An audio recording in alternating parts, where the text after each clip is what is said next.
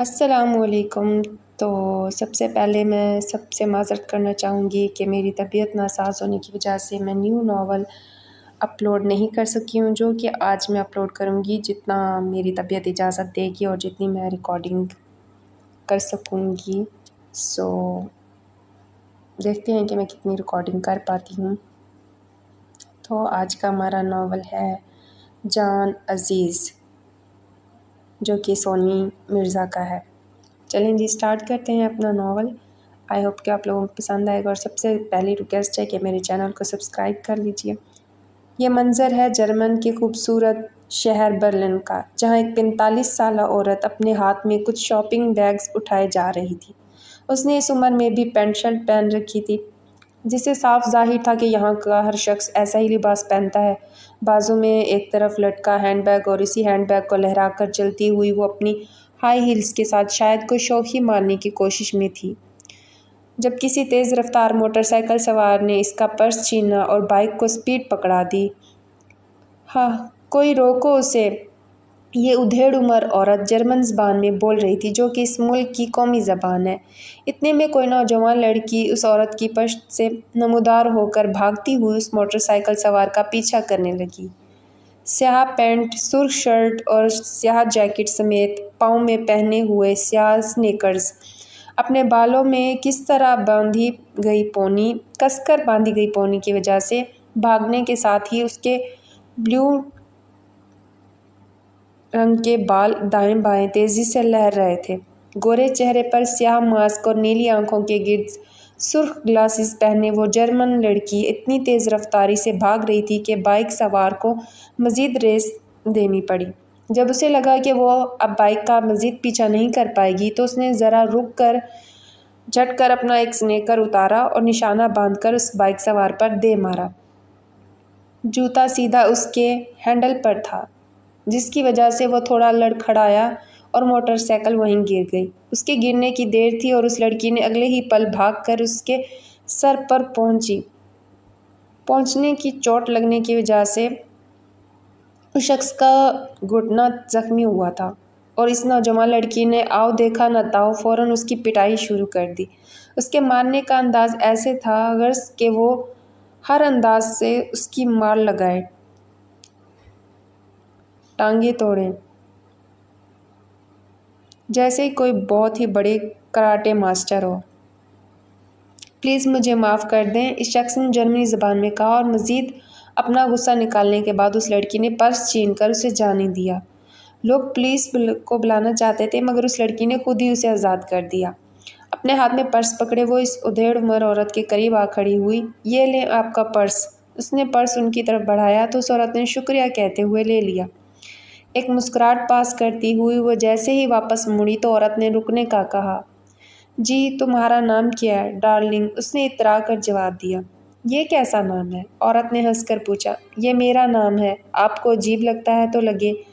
Any ویز، اپنی سنا کر اپنے بالوں کو لہراتی ہوئی قریب کھڑی سیاہ ہیوی بائک پر بڑے انداز سے بیٹھی اور ہیلمٹ پہن کر اپنے ہاتھوں میں پہنے ہوئے بلیک گلوز اسے ریس دوڑائی۔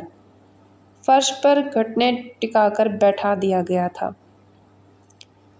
ایک ہٹے کٹے صحت مند شخص کو رسیوں کے ذریعے باندھ کر نیچے اندھیرے میں چل کر کسی نوجوان نے اپنے قدم اس کی جانب بڑھائے اور اس کے سامنے پڑی کرسی سے ٹانگ پر ٹانگ چڑھا کر سگریٹ کو ہونٹوں سے لگائے بڑے انداز سے بیٹھ گیا۔ اس نے نگاہ اٹھا کر دیکھا کہ آنکھوں میں انگارے ابل رہے تھے۔ چھوڑ دو مجھے ٹائیگر، تم میرا کچھ نہیں بگاڑ سکتے۔ قید میں ہونے کے باوجود بھی اس کی ہمت کو داد دینا تو بنتی تھی، کیونکہ وہ رسیوں میں جکڑا تھا، مگر سامنے موجود نوجوان کو للکار رہا تھا اور کہہ رہا تھا، اور تمہیں ایسا کیوں لگتا ہے شوکت کہ ٹائیگر تمہارا کچھ نہیں بگاڑ سکتا؟ کرسی سے ٹیک ہٹا کر وہ اس پر جھکتے ہوئے دھواں اس کے چہرے پر چھوڑتا مطمئن لہجے میں بولا، کیوں کہ میرے لوگ تمہیں زندہ نہیں چھوڑیں گے۔ دھمکی؟ دیکھو میں تمہیں جانے دیتا ہوں، پر پلیز اپنے لوگوں سے مجھے کہو کہ میں تو ڈر گیا تمہاری دھمکی سے۔ اپنے لوگوں کو یہاں تک نہ پہنچنے دینا، ورنہ وہ تو مجھے کہیں کا نہیں چھوڑیں گے، مجھے جان سے مار دیں گے، اور مجھے اپنی جان بہت پیاری ہے۔ عجیب سے منہ بناتے ہوئے وہ منت والے انداز میں بظاہر اس کے لفظوں کا خط اٹھا رہا تھا۔ کیا لگتا ہے تمہیں شوکت؟ ٹائیگر کسی سے ڈرتا ہے؟ تم تو کیا تمہارا باپ بھی قبر سے اٹھ کر میرے سامنے آ جائے تو اس کا بھی کیما کیما بنا کر کتوں کے سامنے ڈال دوں۔ آنکھوں میں آنکھیں ڈالے وہ باغور اس کے چہرے کو دیکھ کر گرجا۔ تم ایک معصوم لڑکی کی عزت کو داغدار کیا ہے، اس کے گھر والوں کو جھوٹے کیس میں جیل بھجوا دیا، وہ بیچاری اس معاشرے کے ڈر سے خودکشی کرنے پر مجبور ہو گئی۔ اتنے غلیظ گناہ کرنے کے باوجود بھی تمہیں لگتا ہے کہ ٹائیگر تمہیں جانے دے گا اور کچھ نہیں کہے گا؟ نہ نہ نہ، بلکہ تمہیں تو میں اتنی دردناک موت دوں گا کہ تمہاری موت کا تصور کر کے بھی تمہارے لوگ کانپ اٹھیں گے۔ بے خوفی سے اپنی نگاہیں اس کے چہرے پر گاڑے اس نے لہجے میں تپش لیے کہا، اور اگلے ہی پل اپنے پشت پر کھڑے ایک لڑکے کی طرف بنا دیکھے ہاتھ بڑھایا تو وہ ایک تیز دھار چاقو اس کے ہاتھ پر رکھ گیا۔ پھر وہ کرسی کو ٹانگ مار کر فرش پر گرتے ہوئے اٹھ کر کھڑا ہوا اور اس کے قریب گیا۔ دیکھو سب ٹائیگر، تم مجھے معاف کر دو، مجھے جانے دو پلیز، تم جو کہو گے جیسا کہو گے ویسا کروں گا سب، پلیز۔ وہ رسی سے بندھے ہوئے اپنے ہاتھ جوڑ کر اس کے سامنے التجائیں کرتا ہی رہ گیا، مگر ٹائیگر اس کے قریب بیٹھ کر اس کے پاؤں پر چاقو کی نوک رکھ کر ٹانگ کے آخری سرے تک تیزی سے چیرتا ہی چلا گیا۔ شوکت کی زوردار کراہنے کی چیخیں ابھرنے لگی تھیں۔ اس نے ایسا ہی عمل دوسری ٹانگ پر بھی کیا، پھر بازو پر اسے دھکا دے کر اس کی چھاتی پر اپنا جوتا رکھتے ہوئے ناف سے لے کر گردن تک کٹس لگاتا ہی گیا۔ شوکت درد سے بلبلاتا رہا۔ اس کی پشت پر دو لڑکے کھڑے تھے، وہ اپنی آنکھیں نیچے کانوں پر ہاتھ رکھ کر بمشکل وہاں موجود تھے۔ جب اس کے زخم مزید گہرے ہوتے گئے اور اسے لگا کہ اب شوکت مر جائے گا تو اسے بیٹھتے ہی اس کی گردن پر چاقو پھیر دیا۔ سامنے پڑا وجود جو پہلے زخموں سے لہولہان تھا اب بالکل بے جان ہو چکا تھا۔ قریب کھڑے ہو کر اس نے چاقو پر لگے خون کا بڑی دلچسپی سے نظارہ کیا اور پھر اسے فرش پر پھینک کر باہر کی طرف بڑھا۔ تمیز خان، اس کی لاش کے ٹکڑے اٹھا کر کتوں کے سامنے پھینک دو، اگلے 20 منٹ میں مجھے کمرہ صاف چاہیے۔ بنا ان کی طرف دیکھے وہ سنجیدگی سے کہتا ہوا باہر نکل گیا۔ تمیز اور خان دونوں نے قے آنے جیسا منہ بنایا اور جھٹ کمرے سے نکلے۔ وہ اریال پاشا تھا، موت کی آنکھوں میں آنکھیں ڈال کر للکارنے والا۔ ڈرنا اس کی فطرت میں نہیں تھا۔ ایک بے رحم ڈیمن، تم بات کو سمجھ نہیں رہی ہو یار، میں یہاں پاکستان میں تم سے شادی نہیں کر سکتا، تمہیں میرے ساتھ جرمنی جانا ہوگا، میری پوری فیملی وہاں ہے۔ احسن کافی شاپ پر بیٹھا اپنی نظروں کے سامنے برجمان میرم سے مخاطب تھا۔ تم میری بات کو نہیں سمجھ رہے احسن، میں پاکستان چھوڑ کر کسی دوسرے ملک نہیں جا سکتی۔ تم جانتے ہو کہ میں یتیم خانے میں پلی ہوں، اب اگر میں نے میٹرک کر کے بچوں کے ٹیوشن پڑھا کر اپنا تھوڑا بہت خرچہ خود اٹھا کر ایک ذمہ دار لڑکی بننے کی کوشش کی ہے تو تم کیوں یہ سب کچھ مجھ سے چھیننا چاہتے ہو؟ دیکھو، نہ تمہارے ماں باپ کا کچھ پتہ ہے اور نہ ہی تمہارا کوئی رشتہ دار ہے جس کی وجہ سے تمہارا پاکستان میں رہنا ضروری ہے۔ ہم جرمنی جائیں گے اور وہاں جا کر شادی کر کے تمہیں اپنے گھر لے جاؤں گا، پھر ہم دونوں ایک خوشگوار اور اچھی زندگی کا آغاز کریں گے۔ یار، میز پر رکھا ہوا اس کا ہاتھ تھام کر اس نے محبت سے کہا تو وہ کچھ پل رک کر اپنے ہاتھوں کو اس کے ہاتھ میں دیکھنے لگی۔ میں تمہارے ساتھ جرمنی چلی بھی جاؤں، لیکن تم جائز طریقے سے نہیں بلکہ الٹے طریقے سے جرمنی جانا چاہتے ہو۔ تمہیں اچھے سے پتہ ہے کہ اگر ہم پکڑے گئے تو ہمارے ساتھ کیا ہو سکتا ہے، پھر بھی تم اپنے ساتھ ساتھ مجھے بھی لے کر ڈوبنا چاہتے ہو۔ اس کی پیشانی پر چند بل نمودار ہوئے۔ طریقے سے جرمنی جا چکا ہوں، یہ کوئی پہلی بار نہیں ہے۔ میں پہلے بھی کئی بار اس طریقے سے جا سکتا ہوں۔ تمہیں میں اپنے ساتھ لے جا کر کسی جال میں پھنسا دوں گا۔ احسن، تمہاری پوری فیملی وہاں رہتی ہے اور بقول تمہارے تم اتنے امیر ہو تو پھر لیگل طریقے سے کیوں نہیں جا سکتے؟ اول تو میں پاکستان چھوڑنے کے حق میں نہیں ہوں اور اوپر سے تم مجھے ایک نئی مصیبت میں پھنسانا چاہتے ہو۔ ہائے میری جان، اتنی ٹینشن کیوں لے رہی ہو؟ اور تمہیں میں نے بتایا تو تھا مما پاپا کا بزنس ہے، کچھ لاس میں جا رہا ہے، اس لیے میں لیگل طریقے سے نہیں جا سکتا۔ اس کے ہاتھ کو دبا کر اس نے روبرو کو پوری طرح مطمئن کرنے کی کوشش کی۔ لیکن احسن، ایک پل کے لیے سوچو کہ اگر خدا نخواستہ ہم پکڑے گئے تو ہمارا کیا ہوگا؟ وہ سوچ کر بھی گزر رہی تھی۔ میں نے کہا نا کچھ نہیں ہوگا، اور مجھے وہاں کی ملی ہوئی ہے، تو پھر اگر کچھ بھی نیشنلٹی ملی ہوئی ہے تو پھر اگر کچھ بھی ہوا تو ہو بھی گیا تو ہم نمٹ لیں گے۔ تم بس اب جانے کی تیاریاں شروع کرو، میں مزید تم سے دور نہیں رہ سکتا۔ آج رات اپنا سامان پیک کرو اور کل ہم لوگ جرمنی کے لیے نکل رہے ہیں۔ پر کل کیوں؟ کیا تمہیں نہیں لگتا کہ یہ کچھ زیادہ جلدی ہے؟ اس نے بھویں تن کی۔ کہاں جلدی ہے میجان، پچھلے 1 سال سے تمہاری منتیں کر رہا ہوں، لیکن اب بھی اگر تم انکار کرو گی تو پھر میں کل اکیلا ہی چلا جاؤں گا، اور قسم کھاتا ہوں کہ دوبارہ کبھی واپس نہیں آؤں گا۔ اب ایسا تو مت بولو، تمہارے ہمیشہ کے لیے چھوڑ کر جانے کا سوچ کر بھی دل کانپتا ہے۔ تمہیں کھو نہیں سکتی میں، اگر تم مجھے چھوڑ کر ہمیشہ کے لیے چلے گئے تو میں مر جاؤں۔ وہ منہ لٹکائے ہوئے بولی، ارے ارے میرجان دیکھو، اب رونا مت، میں تمہیں اکیلا چھوڑ کر کبھی نہیں جاؤں گا، اور کل تم میرے ساتھ جا رہی ہو، سمجھ گی؟ 2 ٹوک اپنا فیصلہ سناتے ہوئے اس نے تسلی بخش الفاظوں کا استعمال کیا تو وہ چپ چاپ ہاں میں گردن ہلا گئی۔ چٹاک سے کمرے کا دروازہ کھول کر دندناتی ہوئی اندر آئی تھی کہ زیمل، جو کہ بیڈ پر ٹانگیں پھیلائے بیٹھا مزے سے موبائل کی دنیا میں مگن تھا، اب اس کے یوں نمودار ہونے پر جھٹ سیدھا ہوا۔ یہاں مزے سے بیٹھا ہے اور ادھر بھائی کے آنے کا ٹائم ہو گیا ہے، تجھے اچھے سے پتہ ہے نا زیمل کے بھائی نے اگر تجھے اس طرح دیکھ لیا، آدھی رات کو موبائل چلاتے دیکھ لیا تو تیری چمڑی ادھیڑ دیں گے۔ مجھے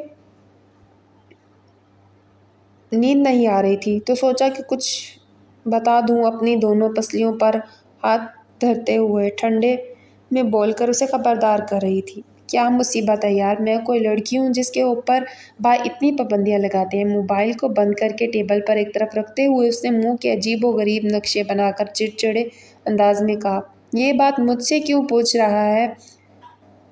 تم صرف تو میرے آگے زبان چلا سکتا ہے، اگر اتنی ہمت ہے تو ڈائریکٹ جا کر بھائی سے یہ سوال پوچھنا، پھر دیکھنا وہ تیرے منہ پر انگلیوں کے ایسے نشان چھوڑیں گے کہ آئندہ ایسے گستاخی نہیں کرے گا۔ وہ لفظوں کو توڑ مروڑ کر بولی، ہاں ہاں ٹھیک ہے، کہہ دوں گا بھائی کو، ڈرتا ورتا نہیں میں کسی سے، بڑی آئی مجھے دھمکیاں لگانے والی۔ ہاں، اپنی شرٹ کو کالر سے پکڑ کر سیدھا کرتا ہوا ازمیل اکڑ سے پیش آیا۔ ابھی یہاں پر بھائی، وہ تو مجھے اچھے سے پتہ ہے کہ تو کس سے کتنا ڈرتا ہے اور کتنا نہیں، آ جائے نا تو ساری ہوا نکل جائے گی تیری۔ اچھا ٹھیک ہے، جاؤ، دماغ خراب نہ کرو میرا، اپنا کام جا کر کرو، اپنا ہاتھ دکھاتے ہوئے اس نے بے سر منہ بنائے کہا۔ ایک تو میں تجھے بتا کر تیرا بھلا کر رہی ہوں، اوپر سے تو مجھے ہی کمرے سے باہر نکال رہا ہے۔ اپنے قدم اس کی طرف بڑھا کر اس نے ذرا جھک کر اپنے بھائی کے چہرے پر گھوری ہوئی نظریں ڈالی۔ ہاں تو میرا کمرہ ہے، مجھے اپنے کمرے کی چھپکلیاں بالکل نہیں پسند۔ اس نے بھی اپنی گردن اٹھا کر کہا۔ چھپکلی کا لفظ سن کر سہیل نے پورا منہ کھولا۔ چھپکلیاں پھر بھی کاکروچ سے بہتر ہوتی ہیں، کیونکہ وہ دیواروں پر گھومتی ہیں، جبکہ کاکروچ پورے کمرے کا چکر لگاتا ہے، اور تو اور کاکروچ ہمیشہ گندگی والی جگہوں پر ہوتا ہے۔ مجھے تو سمجھ ہی نہیں آتی کہ ہمارا گھر اتنا پیارا اور اتنا خوبصورت ہے، پھر ہمارے گھر میں کاکروچ کا کیا کام؟ پتہ نہیں بھائی تیرے جیسے کاکروچ کو اٹھا کر گھر سے باہر کیوں نہیں پھینک دیتے؟ وہ تپ کر بولی۔ چلو میں نے مان لیا میں کاکروچ ہوں، پر تو چھپکلی ہے نا، تو کاکروچ کو بھی کھا لیتی ہے، اس لیے گھر سے باہر مجھے نہیں بلکہ تجھے نکالنا چاہیے، کیونکہ گند کا جڑ سے صفایا کرنا چاہیے۔ تیری ہمت کیسے ہوئی کہ تو نے مجھے گند کہا؟ اپنی انگلی اور آنکھیں دکھا کر وہ گرجی۔ تو اس گھر میں ہے ہی ایک کوڑے کی طرح، وہ الگ بات ہے کہ تجھے اٹھا کر نہیں پھینک سکتے۔ بمقابل پھر سے اسے چڑھانا اس کا انگ انگ بھڑکا گیا تھا۔ اس نے جھٹ سے اپنے بھائی کے بالوں کو مضبوطی سے اپنی مٹھیوں میں جکڑا اور زور سے کھینچا۔ مقابلے میں اس نے بھی بہن کی زلفوں کو پکڑ کر اتنی زور سے کھینچا کہ وہ چیخیں مارنے لگی۔ رک جاؤ، میرے بال چھوڑو، نہیں تو میں تجھے آج گنجا کر دوں گی۔ اپنا پورا زور لگا کر اس کے بال کھینچتی ہوئی وہ بظاہر اپنے بالوں کو اس کی گرفت سے آزاد کروانے کی کوشش میں تھی۔ پہلے تو چھوڑ۔ ایک دوسرے کو شدت سے پکڑ کر کھینچے ہوئے کبھی زیمل دائیں طرف ہوتا تو کبھی بائیں طرف۔ سہیل چیخیں بلند ہونے لگی تھی۔ تبھی کسی کی گمگیر آواز نے رعبدار آواز انہیں دروازے کی چوکھٹ سے سنائی دی۔ یہ کیا ہو رہا ہے یہاں؟ اریال نے بیڈ پر سامنے رونما ہونے والی ان کی حرکتوں کو دیکھ کر کہا تھا۔ اس کی آواز پر وہ دونوں جھٹ ایک دوسرے کے بال چھوڑتے ہوئے یکایک ادب سے کھڑے ہو گئے۔ یہ کیا ہو رہا تھا؟ چند قدم مزید چل کر اس نے قریب آ کر پوچھا تو دونوں نے خاموشی سے گردنیں جھکائیں۔ میں نے کچھ پوچھا ہے تم دونوں سے، زبان کھولو گے یا میں کھلواؤں؟ ایک مزید گرج کی دیر تھی اور دونوں نے فوراً گردن اٹھا کر بولنا شروع کیا۔ بھائی، پہلے اس نے میرے بال پکڑے تھے۔ دونوں نے بیک وقت ایک ہی جملہ بولا تو بمقابل ان کے چہروں پر گھونٹ ڈال گیا۔ اپنے جملے مکمل کر کے انہوں نے پھر سے سر جھکا لیا۔ تم دونوں آخر بچوں کی طرح لڑنا کب بند کرو گے؟ آج آخری بار پوچھ رہا ہوں، کیونکہ اگر اگلی بار میں نے تم دونوں کو اس طرح لڑتے دیکھا تو دونوں کو اس کی سزا ملے گی، اور میری سزا کیسی ہوتی ہے یہ تم دونوں بہت اچھے طریقے سے پتہ ہے۔ تنا لہجہ تھا۔ بھائی موبائل پر لگا ہوا تھا، میں نے تو بس اسے آدھی رات تک موبائل چلانے سے منع کیا تھا۔ آپ کو برا لگے گا، اور اس نے میرے بالوں کو پہلے کھینچا تھا۔ سہل معصومیت سے لفظ پروئی گئی۔ نہیں بھائی، یہ جھوٹ بول رہی ہے، پہلے اس نے میرے بالوں کو پکڑا تھا اور میں موبائل میں نہیں لگا ہوا تھا۔ اپنی بہن کے لفظوں کو سن کر اس نے چونکتے ہوئے جھٹ سے کہا، موبائل کہاں ہے تمہارا؟ بھائی وہ یہیں ٹیبل پر ہی پڑا ہے، مگر میرا یقین کریں میں موبائل نہیں چلا رہا تھا۔ اس میں ایسا کیا ہے جو رات کے 1 بجے تک تم اس میں بھی دیکھو تو موبائل دو اپنا، لگے رہتے ہو؟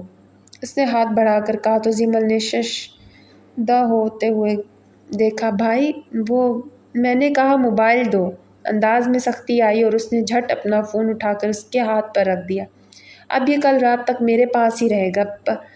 پر بھائی، اس نے ڈرتے ڈرتے کچھ بولنا چاہا لیکن روبرو کی بڑی بڑی آنکھوں کو غصے سے پورا کھلا دیکھ کر خاموشی سے چہرے نیچے کیا، اور سہل من ہی من میں گھٹی گھٹی سی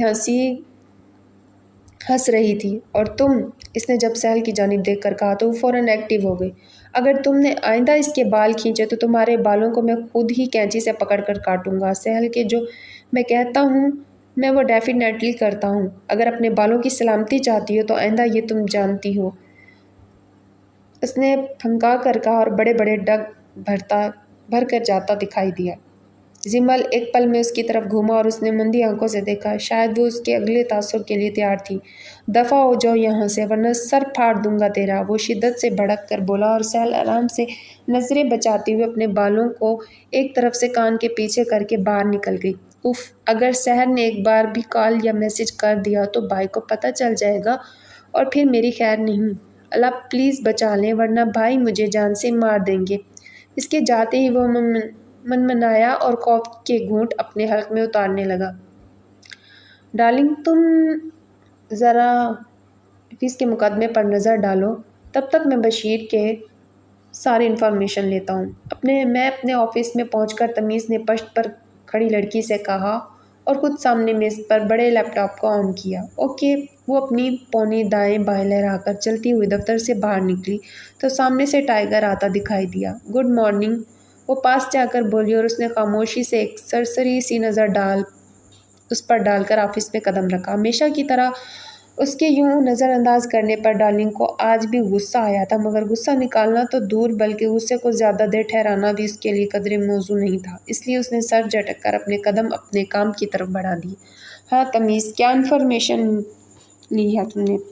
ٹائیگر قریب پڑی رولنگ کرسی کو ذرا پیچھے کر کے خود اس پر ٹانگ چڑھائے بیٹھا رعب سے پوچھ رہا تھا۔ یہ بشیر کا معاملہ مجھے کچھ ٹھیک نہیں لگ رہا ٹائیگر۔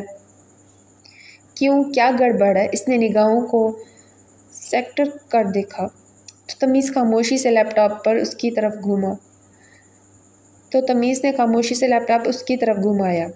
نہ جانے اسکرین پر ایسا کیا تھا، اسے دیکھتے ہی چند لمحوں بعد ٹائیگر اپنی آئی برو چڑھا گیا۔ اوہ، تو یہ گیم چل رہی ہے، اس نے دھیرے سے سرگوشی کی۔ مجھے تو سوچ کر بھی خوف آ رہا ہے، اگر یہ اپنے مقصد میں کامیاب ہو گیا تو نہ جانے کتنی معصوم لڑکیوں کی زندگی تباہ ہو جائے گی۔ میری ٹیم میں ہو کر تم کب سے فکر مند ہونے لگ گئے تمیز؟ لگتا ہے کہ تم اپنی حیثیت بھول رہے ہو۔ نہیں یار، مجھے اچھے سے پتہ ہے ہم سب کچھ کر سکتے ہیں، لیکن مجھے ڈر اس بات کا ہے کہ کہیں ہمارے پہنچنے سے پہلے کسی ایک معصوم لڑکی کے ساتھ کچھ بھی غلط نہ ہو جائے۔ اس نے اپنا خدشہ ظاہر کیا۔ ڈیمن نے کبھی کسی کام کو پورا کرنے میں ایک لمحے کی دیر نہیں لگائی، تو یہ تو پھر 2 دن کا وقت ہے۔ تم بس ٹیم کو تیار کر کے اسے پکڑو، اگلی کارروائی میں خود کروں گا۔ گولی سے مارو گے کیا؟ اگر تو اس نے کسی ایک بھی بے گناہ اور معصوم لڑکی کو ہاتھ لگانے کی بھی زحمت کی تو گولی مار کر آسان موت نہیں دوں گا، اور اس بار اپنے پسندیدہ چاقو سے بھی نہیں ماروں گا۔ تو پھر کس ہتھیار کا استعمال کرنے کا ارادہ ہے؟ اچانک خان نے نمودار ہو کر پوچھا۔ اس بار بہت ہی خوبصورت ہتھیار ڈھونڈا ہے، مجھے امید ہے کہ تم سب کو پسند آئے گا۔ اف پلیز ٹائیگر، اگر تم نے پہلے سے بھی زیادہ کوئی خطرناک ہتھیار ڈھونڈا ہے تو پلیز بتا دو، کیونکہ میں ساتھ نہیں جاؤں گی۔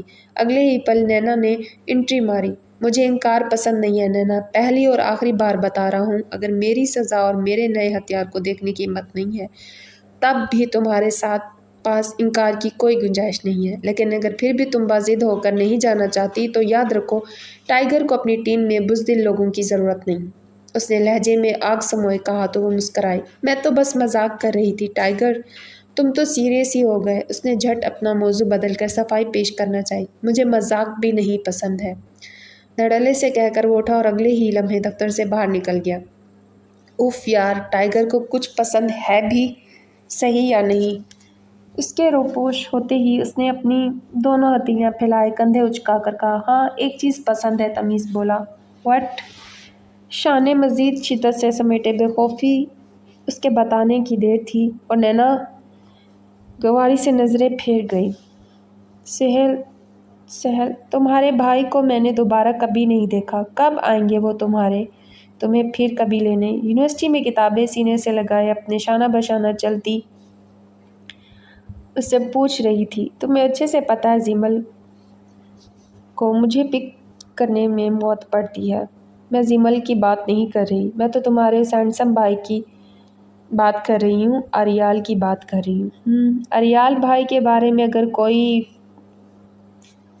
فیلنگ لانے کا سوچ رہی ہو تو ابھی کینسل کر دو، بڑے انداز سے کہتی ہوئی وہ گراؤنڈ میں لگے گھاس پر بیٹھی تو روسا بھی اس کے ساتھ ہی جگہ سنبھال گئی۔ کیوں؟ اس نے تجسس سے دیکھا۔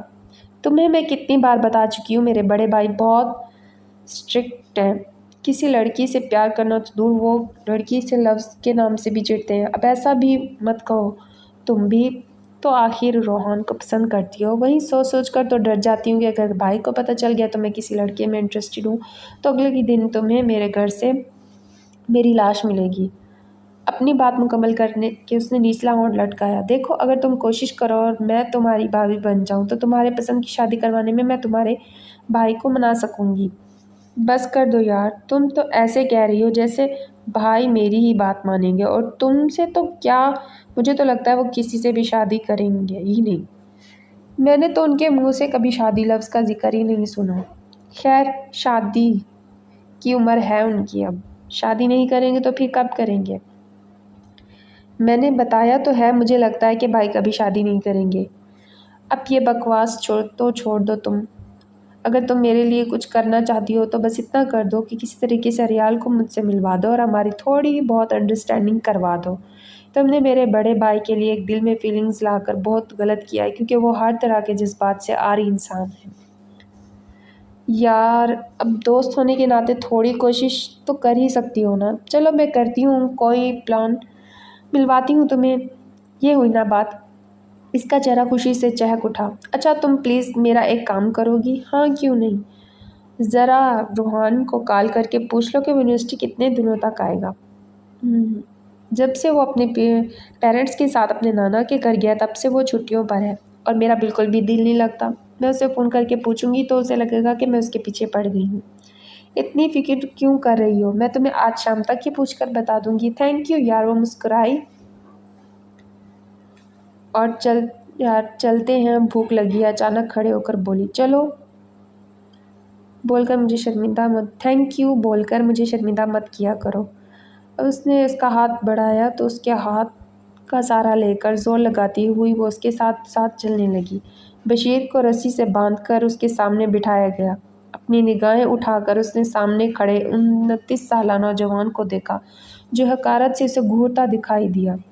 تم نے مجھے پکڑ کر اچھا نہیں کیا ٹائیگر، اس کی آواز میں جوش تھا، اور تم نے میرے علاقوں میں لڑکیوں کی عزت پامال کر کے اچھا نہیں کیا۔ اس نے ٹھہر ٹھہر کر کہا، کیا کرنا چاہتے ہو میرے ساتھ؟ زیادہ کچھ نہیں، بس تمہیں زندگی سے آزاد کرنا چاہتا ہوں اور کروں گا۔ یہ جرمنی ہے اور یہ यहाँ पर लड़कियाँ खुद अपना जिस्म बेचती हैं। जर्मनी का डॉन हूँ मैं, तुमसे बेहतर जानता हूँ कि सब कुछ। अच्छा तो फिर बताओ, आज मुझे अपना कौन सा रूप दिखाओगे, डेमन वाला या फिर टाइगर वाला?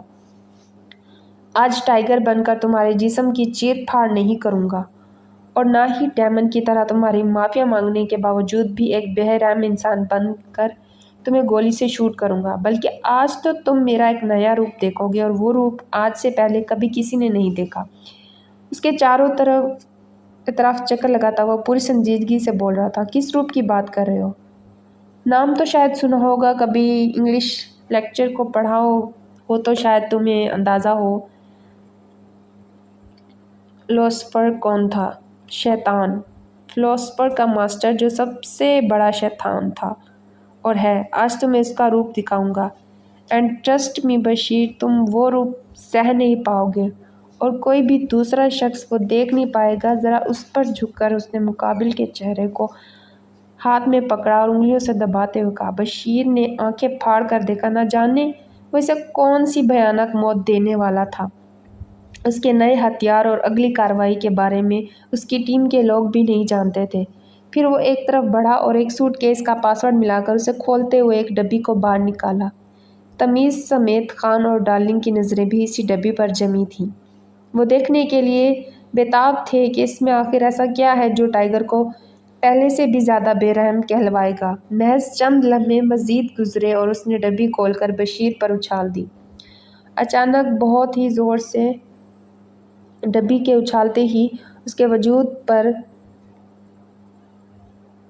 एक खौफनाक कीड़े को देखते ही डार्लिंग जैसी मासूम लड़की भी लर्ज़ा कर रह गई। बशीर चीखने लगा, रोने लगा, पर सबकी निगाहों के सामने ही वो इसे नोचते रहे। जब एक कीड़ा उसके नाक में और चंद कानों में दाखिल हुए तो तमीज़ और खान को भी इसकी हालत को देखकर कपकपाते हुए बाहर निकल गए।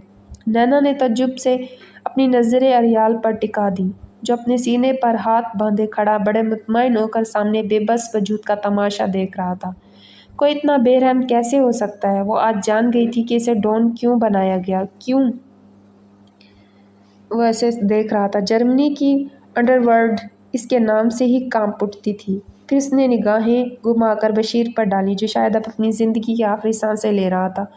उसे यूं तड़पता रोता चिल्लाता देखकर एक अश्क उसके रुखसारों की तरफ भी निकला। डार्लिंग अपनी निगाहें मूंदे खड़ी थी। अगले ही सानिये वो भी कमरे से बाहर जाती दिखाई दी। नैना ने एक बार फिर से अपनी दाएं जानब खड़े बेरहम शख्स को देखा और फिर खुद भी बाहर निकल गई। अब वो अकेला खड़े रूबरू पड़े शख्स को बेजान होते देख रहा था। बशीर उसकी आंखों के सामने ही खतरनाक कीड़ों के हाथों जिंदगी की बाजी हार गया था, लेकिन उसके माथे पर एक शिकन भी नमूदार नहीं हुई थी।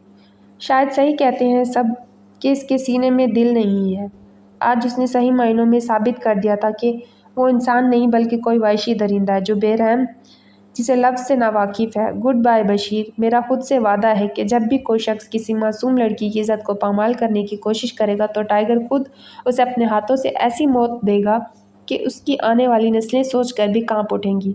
फर्श पर पड़ी लाश पर रेंगते कीड़ों को देखकर एक को सोच के नीचे मसलते हुए उसने जारहाना अंदाज में कहा, और अगले ही पल कमरे को खाली कर दिया गया। आज उन्हें समुद्री सफ़र करते हुए पूरे 23 दिन बीत चुके थे। मीरम सफ़र से पूरी तरह बेजार होकर बहरी जहाज़ के किनारे पर खड़ी समंदरों की लहरों का नज़ारा कर रही थी, जब एहसन ने पीछे से नमूदार होकर उसके कंधे पर अपना हाथ रखा। हाँ, वापस घूमकर उसने झट सवाल दाग दिया। मैं जानता हूँ कि तुम सफ़र कर करके थक चुकी हो, लेकिन अब बस एक दिन का सफ़र बाकी है और कल हम जर्मनी की हदूद में होंगे। जर्मनी के हदूद में दाखिल हो जाएंगे। हमारा क्याम बर्लिन में होगा। मुझे पूरा यकीन है कि इस खूबसूरत शहर का नज़ारा करने के बाद तुम्हारी सारी थकान उतर जाएगी, और वाकई बहुत थक चुकी हूँ। काश कि हम हवाई जहाज़ से जा सकते। वो ठंडी आह भरती गई। तुम सच कह रही हो। इंशाल्लाह एक दिन अपनी जान को हवाई जहाज़ से भी लेकर जाऊंगा। वो मुस्कुराया तो मीरा मुस्कुराई। तुम बहुत अच्छे हो हसन। मेरी ज़िंदगी की सबसे बड़ी ख्वाहिश है कि मैं तुम्हारे साथ निकाह के बंधन में बंधकर एक खुशगवार ज़िंदगी गुजारूं। तुम्हारी ये ख्वाहिश बहुत जल्दी पूरी होने वाली है मेरी जान। इसने उसे दोनों कंधों से थामा। मैं तुम्हारे पेरेंट्स से मिलने के लिए बेताब हूँ, लेकिन सबसे पहले हम एक होटल में जाएंगे और फिर वहाँ से मैं तुम्हें अपने घर ले जाऊँगा।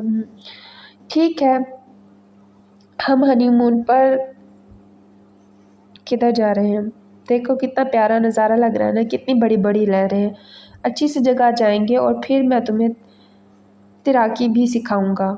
ऐसा तुम भी हद करते हो यार, पहले निकाह तो कर लो, हनीमून भी प्लान कर लेंगे। हाँ हाँ ज़रूर। वो पूरे मन से उसे कहका लगाता देख रही थी। तो जी ये थी आज की एपिसोड। आई होप कि आप लोगों को अच्छी लगी होगी। मैं इसे ज़्यादा रेट नहीं कर पाऊँगी। प्लीज़ अपने पॉजिटिव व्यूज़ दिया करें, कमेंट्स किया करें कि आपको नॉवल पसंद आ रहा है नहीं आ रहा, मैं नेक्स्ट उनके एपिसोड अपलोड करूं या ना करूं। Thank you. प्लीज़ चैनल को सब्सक्राइब कर लें। 100 सब्सक्राइबर पूरे करवा दीजिए, आपकी मेहरबानी होगी।